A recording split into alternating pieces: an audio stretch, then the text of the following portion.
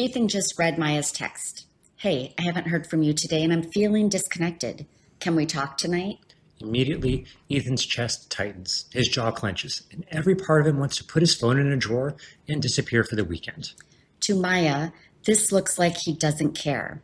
But inside Ethan's system, alarm bells are going off, and his protective parts are saying, danger, someone needs something from us. Time to get to safety. If you've ever felt the urge to run when someone gets emotional or expresses a need, you're about to meet the avoidant parts that are trying to keep you safe. Hi, we're Tehrina and Joel Terry. We're licensed therapists here to help you heal from anxious attachment, stop chasing unavailable love, and build the secure relationships and community you deserve. Today, we're talking about the avoidant parts that shut down when love feels too intense. Your protective managers that learned early that emotional safety meant emotional distance. So let's pick up where we left off with Maya and Ethan. Remember, they've been dating for 6 weeks. And last episode, we saw how Maya's anxious managers were working overtime to keep their relationship safe. Today, we're going to understand what's happening on Ethan's side. Ethan is 35, works as a software engineer, and on the surface, he seems like the perfect partner. He's consistent, reliable, and genuinely cares about Maya. But when Maya sent that text about feeling disconnected, something inside Ethan immediately shifted. His breathing became shallow, his shoulders tensed, and he found himself thinking, here we go. She's going to want to have one of those intense conversations where I can't say the right thing no matter what. This is Ethan's Shutdown Manager activating. This part learned very early that when emotions get high, the safest thing to do is get small, get quiet, and wait for the storm to pass. To understand Ethan's Shutdown Manager, we need to go back to when he was 8 years old.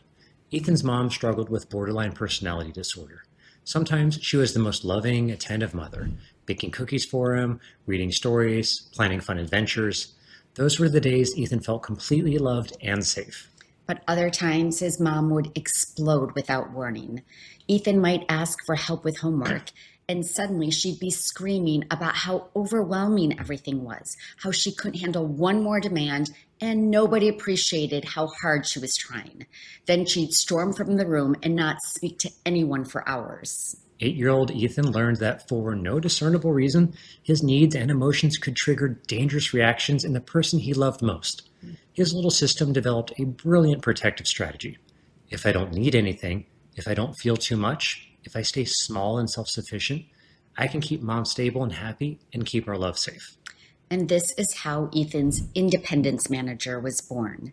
This part took on the job of making sure Ethan never needed too much from anyone. It taught him to solve his own problems, regulate his own emotions, and keep his inner world private and manageable.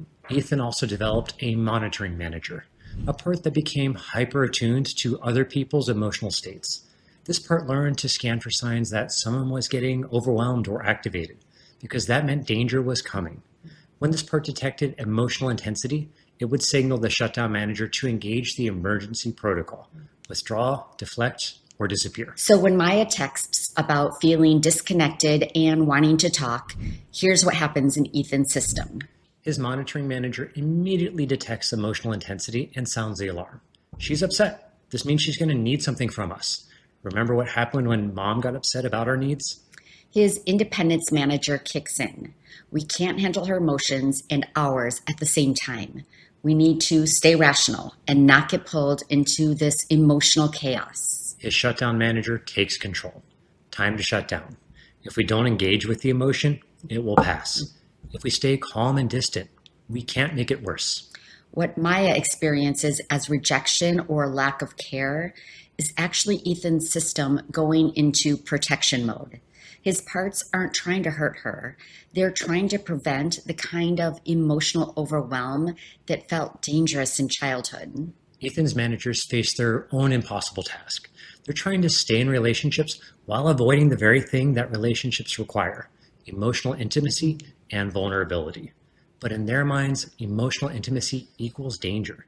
So they're constantly trying to keep the emotional temperature low. When Maya expresses a need to talk because she's feeling disconnected, Ethan's parts fall back into those young protective parts that learn to be hypervigilant and aware of any unhappiness from his mother. And they interpret this as a threat to the stability of the relationship. They think they're protecting the relationship by staying calm and rational, but what they're actually doing is creating more anxiety for Maya, which creates more emotional intensity from her, which then triggers more emotional shutdown from Ethan. And it is a vicious cycle.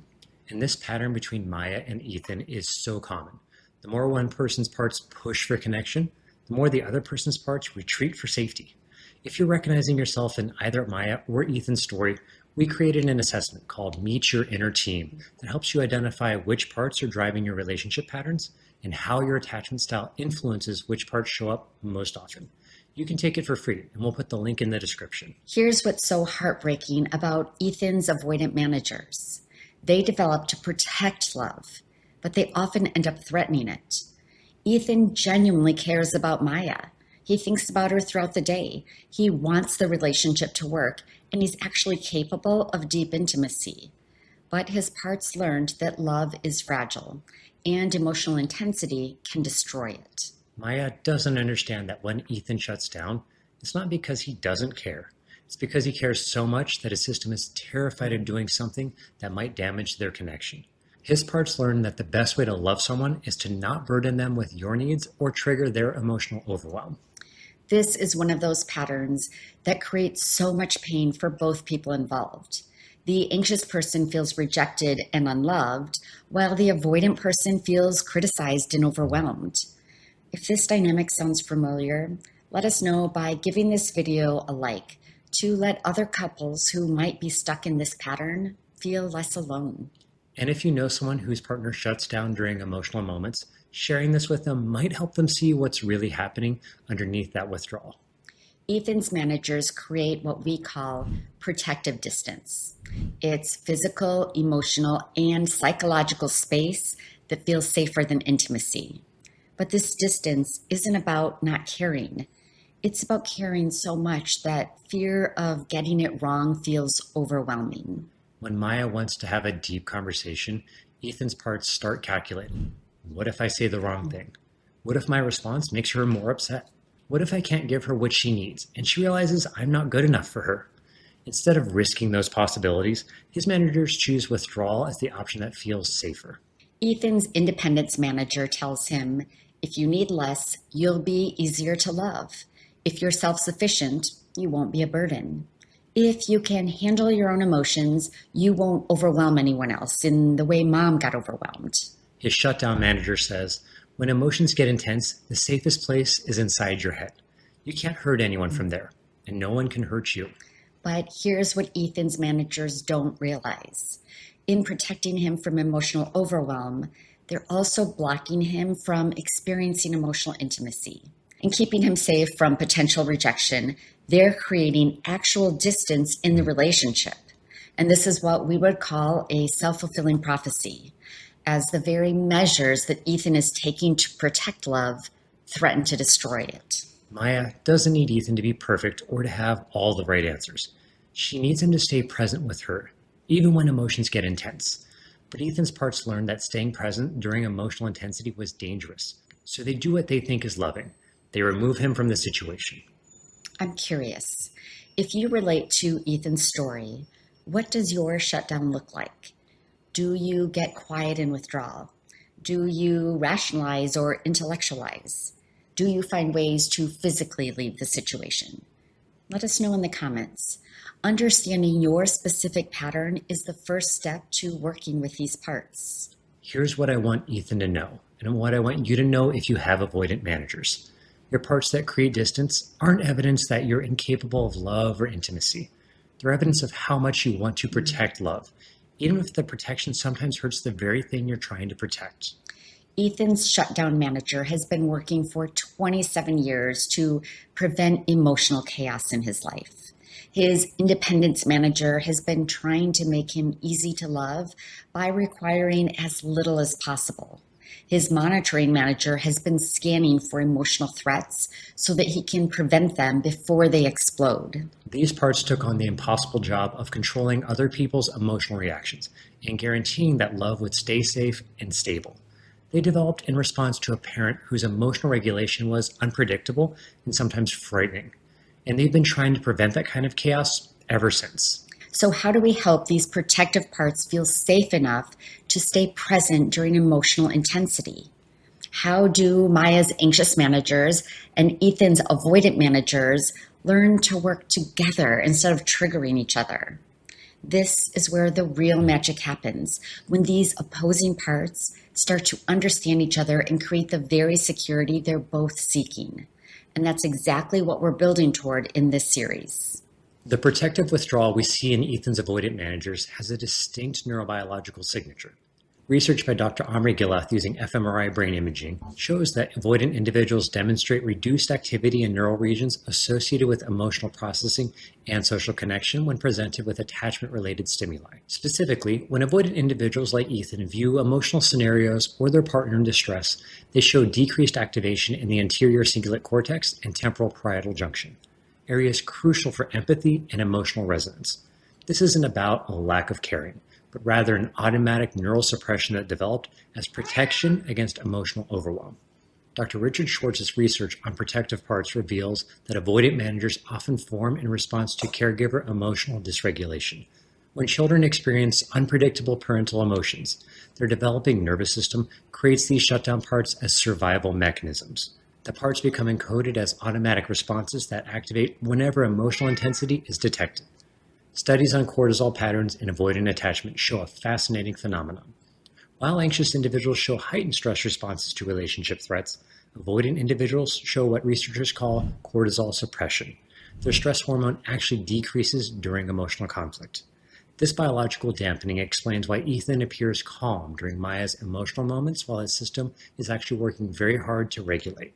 Dr. Jeffrey Simpson's longitudinal research demonstrates that avoidant individuals show increased activities in the right hemisphere of the brain during emotional processing, the area associated with withdrawal and behavioral inhibition. This neural pattern develops as early as infancy in response to inconsistent caregiving.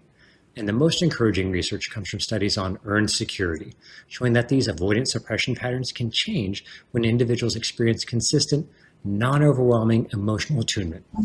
New experiences of safety during emotional intensity can literally rewire these protective neural networks, allowing the parts to stay present rather than shutting down. So let's get to the heart of it. If you see yourself in Ethan's story, I want you to understand something crucial. Your avoidant managers aren't evidence that you're cold or incapable of deep connection. They're evidence of how desperately you want to protect love from the kind of chaos that once felt overwhelming and dangerous. Ethan's shutdown manager has been standing guard for 27 years, ready to protect him from emotional overwhelm that his 8-year-old system couldn't handle. His independence manager has been working tirelessly to make him easy to love by needing as little as possible. His monitoring manager has been scanning constantly for emotional intensity so that he can prevent the kind of explosions that once felt so scary. These parts aren't trying to hurt Maya or push her away. They're trying to love her the only way they know how, by staying calm when she expresses distress or unhappiness, by not adding to her emotional burden, by giving her space when emotions feel intense. They learned that love is fragile and that too much need or too much emotion can break it. But here's what those protective parts don't understand. Maya doesn't need Ethan to be emotionally perfect or completely self-sufficient. She needs him to stay with her when things get messy, to let her matter enough to him that her emotions don't send him running for safety. Ethan's managers have been working so hard to prevent emotional overwhelm that they've been preventing emotional intimacy. In trying to protect love, they've been protecting themselves right out of the very connection they want most. The truth is, Ethan's capacity for love and intimacy isn't broken. It's just buried under layers of protection. Those parts that learned to shut down when his mother's emotions felt dangerous, they're still operating as if emotional intensity means someone's going to explode or disappear or stop loving him. But Maya isn't Ethan's mother. Maya's emotions aren't dangerous in the way his mother's were. Maya's needs aren't burdens that will overwhelm the relationship. Maya's desire for connection isn't a threat to their love. It's an invitation to deeper intimacy. And here's what I want these protectors of those of you with avoidant attachment to know. You've done a great job protecting all of these years, but you're not a child anymore. You're an adult with adult resources and adult capacity. You can handle emotional conversations now. You can stay present when someone you love is upset. You can even handle conflict and repair and mess without the whole relationship falling apart. The goal isn't to get rid of these protective managers. They're parts of what makes you caring and thoughtful. The goal is to help them understand that they don't have to do this job alone anymore. For Ethan, there's something inside of him that's wise enough and strong enough to stay present during emotional intensity, to love Maya even when she's anxious or needy, to show up authentically without causing the chaos his parts are afraid of. When Ethan's managers feel safe enough to step back, something beautiful happens. He can stay present when Maya gets emotional instead of shutting down. He can share his own needs and feelings instead of trying to be completely self-sufficient. He can let Maya's love matter to him instead of protecting himself from needing it. And that's the earned security we're moving toward, not the absence of these protective parts, but the presence of wise self-leadership that can stay present and connected even when emotions get intense. And when this happens, Maya's anxious parts can finally relax too, because they can feel Ethan's full presence and commitment even during difficult moments. Up next, we're diving into what happens when Maya and Ethan's protective systems get completely overwhelmed and their firefighter parts take over. You'll learn about the emergency parts that come out when our managers can't keep us safe anymore. In the meantime, if you want to understand more about why some people withdraw during conflict while others pursue, check out our playlist, The Anxious Avoidant Trap. It perfectly sets up what we'll be exploring with firefighter parts in our next episode. Subscribe and take care of your heart. And remember, you're not alone. We're all in this Together.